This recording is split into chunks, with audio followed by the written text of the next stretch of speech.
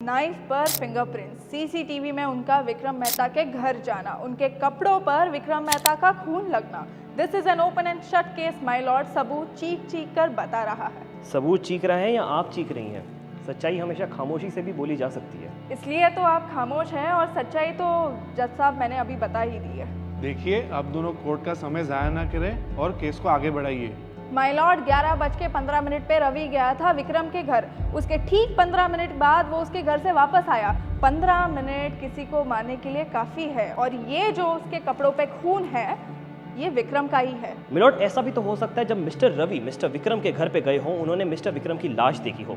लाश देखकर उन्होंने सोचा हो कि इन्हें मैं हॉस्पिटल लेके चले जाऊं, मगर वो बौखला गए रहेंगे और उन्होंने शायद अपने एविडेंसेस वहां पर छोड़ दिए हों। और शायद ऐसा भी तो हो सकता है कि वहां पर कोई हो सकता है मिलॉर्ड। आपके पास कोई सबूत या कोई गवाह है? जी हाँ, मिस मीरा पाठक। मीरा जी, मर्डर से पहले आप उनके घर में सबसे आखिर में गई थी, क्यों? अगले दिन ऑफिस में कुछ इम्पोर्टेंट डॉक्यूमेंट सबमिट करने थे। मगर अगला दिन तो संडे था। वो लेकिन राजीव जी, आपका रिश्ता कैसा था विक्रम के साथ? मुझे फ़र्क नहीं पड़ता, मर गया, मेरे बिजनेस के लिए बेटर है। सिंह साहब, आपकी कभी मदद की थी विक्रम ने राजनीति में? हमें किसी की मदद की ज़रूरत नहीं है। माय लॉर्ड, कोर्ट का सिर्फ समय बीत रहा है और कुछ नहीं। रवि, क्या तुम कोर्ट को एक बार बता सकते हो कि उस रात को हुआ क्या था?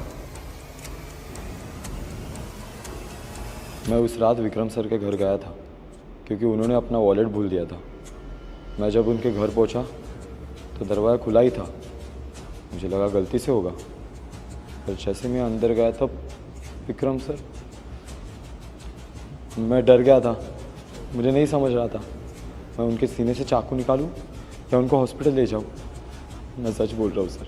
सर प्लीज़ मुझे बचा लिए, मैंने नहीं किया कुछ। मिलॉर्ड, मिस्टर विक्रम मेहता की हत्या की है मिस मीरा पाठक ने। मीरा जी को प्यार था मिस्टर विक्रम से, और विक्रम तो बस टाइम पास करना चाहता था। फिर क्या?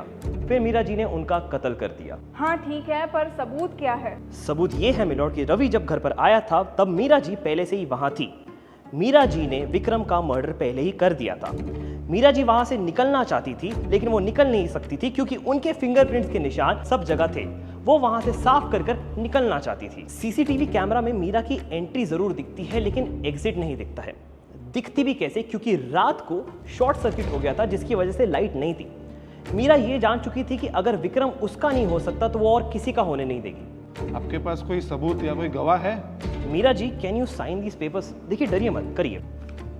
एज पर फोरेंसिक्स, हत्या किसी लेफ्ट हैंडेड पर्सन ने की है और उनकी हाइट कुछ 5'3", 5'4" के करीब है। मीरा जी, वैसे आपकी हाइट क्या है?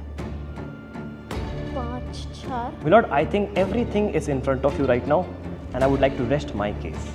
Thank you milord. सारे सबूतों और गवाहों को मद्देनजर रखते हुए कोर्ट इस नतीजे पे पहुंची है कि विक्रम मेहता की हत्या सारे सबूतों और गवाहों को मद्देनजर रखते हुए कोर्ट इस नतीजे पे पहुंची है कि विक्रम मेहता की हत्या मीरा पाठक ने की है। सारे सबूत मीरा पाठक के खिलाफ है, इसलिए एक कोर्ट मीरा पाठक को उम्र कैद की सजा सुनाती है और रवि को बाइज्जत बरी करती है। Sir, thank you so much sir. बस।